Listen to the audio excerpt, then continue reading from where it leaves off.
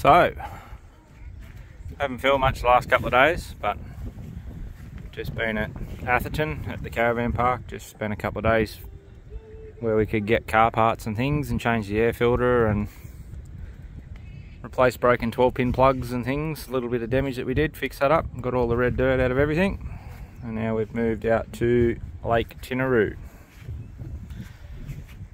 Out here for 3 nights. Ken's just fed the ducks.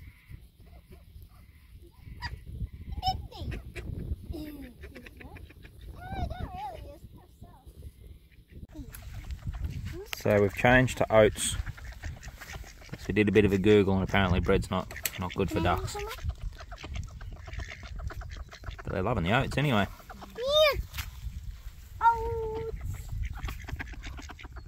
There's plenty to go around. I took the whole thing out. Right? They're having the time of their life. So they're a permanent fixture now, I think. I'm just going to put the stand-up paddleboard in, head over to these trees or logs over here and see if I can't get my first barra. Never caught one, so see how we go. Alright, so pulled up on this little sandy beach here. Really quick drop off. There's no weed here as well, whereas every other bank I've seen has weed everywhere. There's a heap of structure, and we've got a few little inlets and sort of mouths to the river and stuff. So yeah, I can have quite a bit of a walk around here, and hopefully we'll do alright. We'll see how we go. I've come a long way. That's camp over there. So yeah, Jess can sort of still see me from camp, so that'll put her at ease a little bit, I guess. Really easy getting over here because there's quite a wind and it just blew me straight here, so I just flicked through all that structure out there. And getting home's going to be the hard part, but I did bring a little survival kit. I've got my phone in a waterproof thing, and I've got a few beers and a banana, so worst comes to worst, I can hide out here until Jess sends help, I guess. But anyway, hopefully we get a barra. Have a go at that.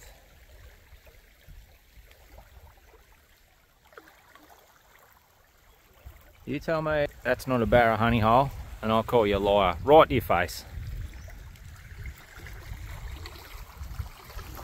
From the bloke who knows nothing about barra fishing, but you heard it here. This is the honey hole. We're going to put some casts in. We're going to catch a fish. See how we go, eh?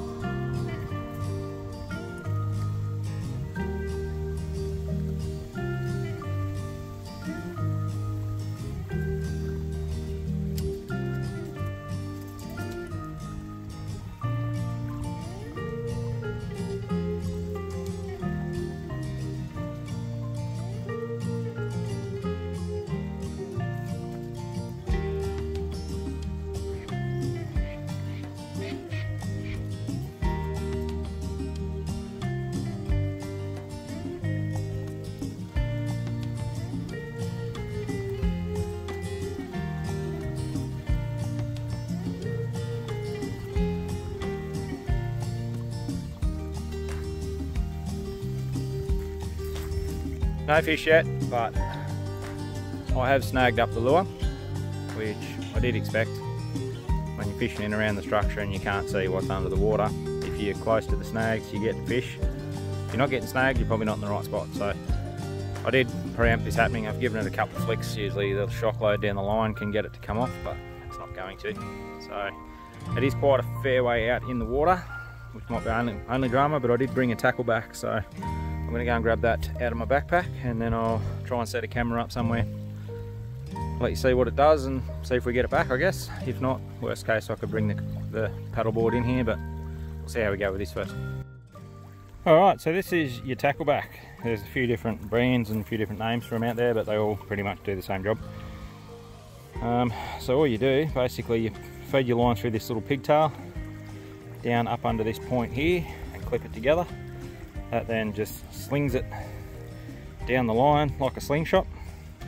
You can also get ones that have got pieces of chain and stuff on them, which the idea of them is, ideally, you slide them down the line. They've got quite a bit of weight to them, so they smack the lure, jolts the lure backwards, and the hooks come out. Happy days. If that doesn't happen, the other thing that can happen is it can get hooked on either your snap or your swivel if you're using one, and it can sometimes even get hooked on one of the treble hooks, and then you just muscle it out basically. So yeah, they're fairly cheap. Called a tackle back, and then I just chucked it on a hand line with a bit of nice thick cord. Well, the tackle back was unsuccessful, but it was way too far out in the water. I really shouldn't have been lazy and probably brought the paddleboard in. I would have got it for sure, but I walked up around the point there and was able to come back here. Gave it a few good pulls back in the direction that it came onto the snag, but no, in the end I just ended up breaking the leader knot or something. But yeah, so that's one lure down. Gonna go and rig up a different lure, probably have a beer or two and drown my sorrows and mourn the lure I just lost, and then we'll try again. Well, no Barra today anyway. Been over here about 2 hours. I re-rigged after I lost my last lure, and I just ended up back in the honey hole. Fish what you know. I'm not used to fishing for Barra, but if anything like cod, they'll be in around the snags. Yeah, so like I said, been over here about 2 hours. That's about as long as you can be away from your kids when you're travelling full time before your wife doesn't talk to you for the rest of the week. So that's going to have to do us. I'm going to try and start paddling back over to the caravan. Wind looks like it's dropped a little bit, so hopefully it won't be as hard paddling against it as what it would have been. But yeah, I think I'll still chuck this out the back while I'm paddling home. Can't hurt, and if we snag something awesome, I'd rather catch something casting than get the excitement of that, but might as well throw something out the back while we're paddling home. So we're here for another 2 days, so hopefully I'll get a chance to come back over here. I'd love to be over here at a more appropriate time, first thing in the morning, like first light, or even yeah, in another hour or so. But when you've got kids, that's the time you need to be getting dinners ready and dealing with them a bit. So we do what we can, us travelling dads. So anyway, bit of a flick. As I said, looks like a pretty cracker spot to me with the untrained eye, but we'll troll back through all this structure on the way home while I'm paddling and see if we can't get something to get a bit interested. Well, it was really nice just to relax around Tinaroo for a few days without too much on the agenda. The kids had a good play and a good swim. I sent a photo to Ben sitting in front of the water with a beer, and I quickly got a phone call back asking where we were. And when I said Lake Tinaroo, he said, "You're not going to believe this, that's where we're headed now." So we got to cross paths with them again and have another few nights with those guys. And yeah, the kids got to play with Will again, which they were very excited about. And we went and checked out the Atherton Tablelands Waterfall Circuit together before they started heading south back towards home.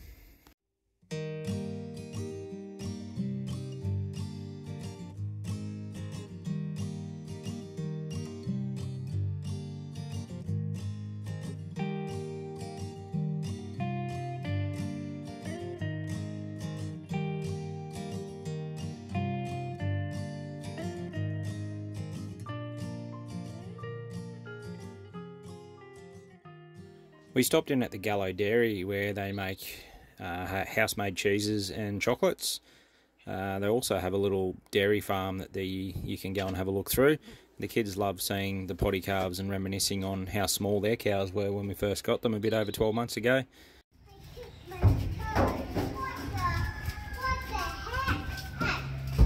where they milk their cows. They put the blue thing on them. Yep. And then it suckers the milk. They would now. Stand up flat. Hey. Hey.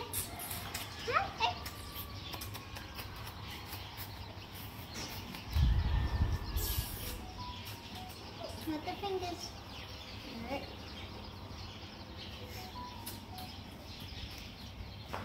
Oh, cute. Yes.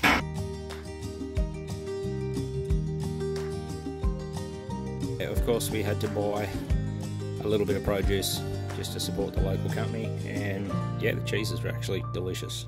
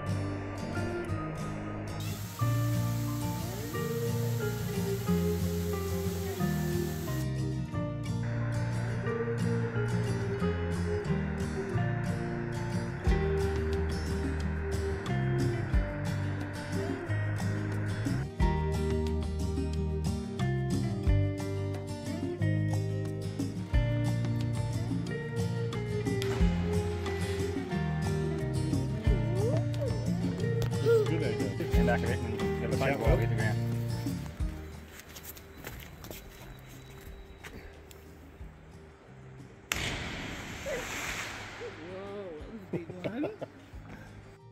Morning. We are on the side of the Savannah Highway. We stayed here last night. We're about 5 k's on the Georgetown side of Croydon, making our way through to Karumba today.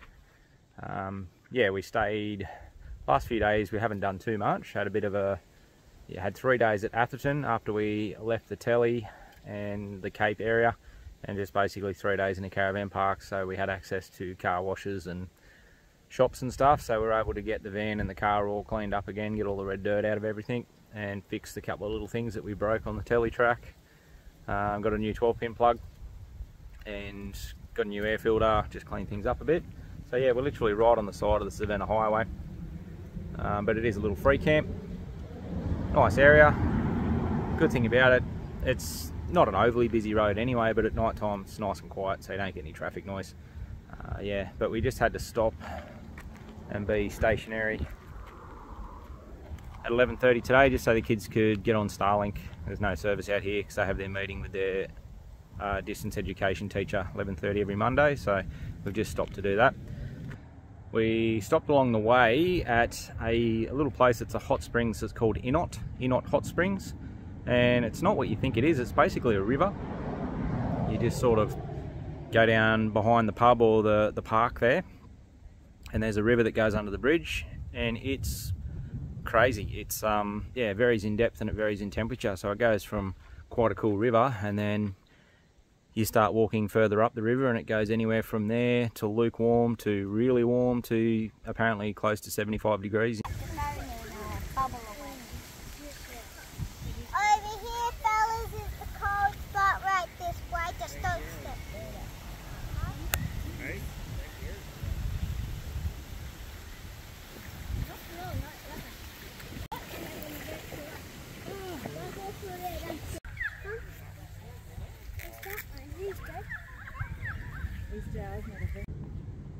Yeah, so that was really cool. We actually really enjoyed that, and yeah, the kids asked a lot of questions about it and stuff, so we're able to explain to them how it happens, and yeah, the pressured water coming up.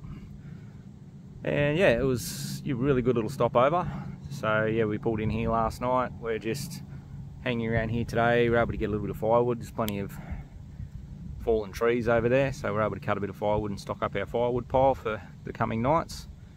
And we're just waiting for the kids to finish up their homeschooling now with the teacher online, and then we'll be on the road again. We essentially spent 3 nights and 2 days in Karumba. We stayed at the tourist caravan park. It was nice. It was $36 for an unpowered site per night. They don't charge extra for kids. Good facilities there. There is access to coin operated laundromat and nice clean facilities for showers and toilets, and there is a pool which the kids loved, considering there's no swimming around the area. Not a lot to do in Karumba. It is renowned for fishing, however we didn't have any luck. The 2 things that we would recommend doing, which we did, is 1, taking the kids to the Les Wilson Barramundi Educational Centre, that you can see them doing here.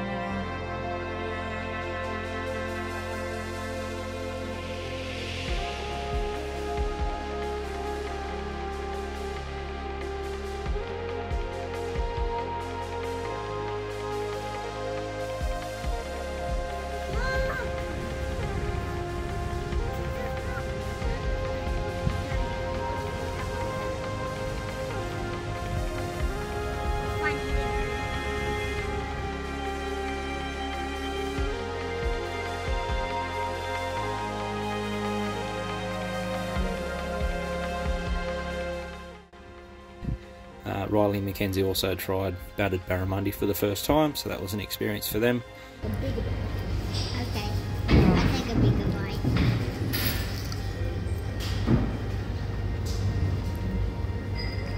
Is that good?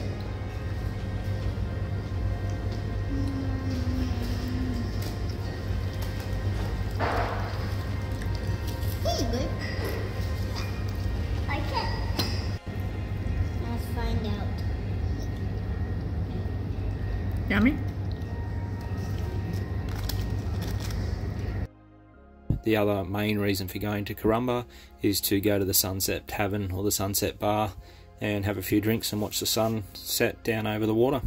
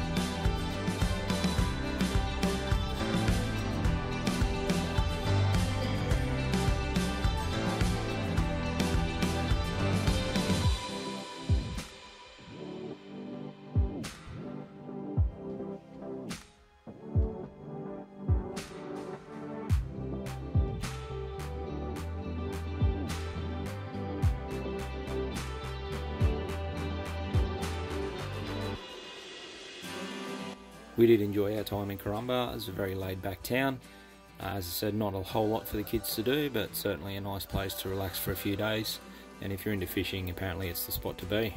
Again, still nothing on the board for us, but so we left here and started making our way towards Julia Creek. And in the next video, you'll see us make our way to Julia Creek and be blown away by how much there is to do there and have a really great time. So we'll hopefully see you all then.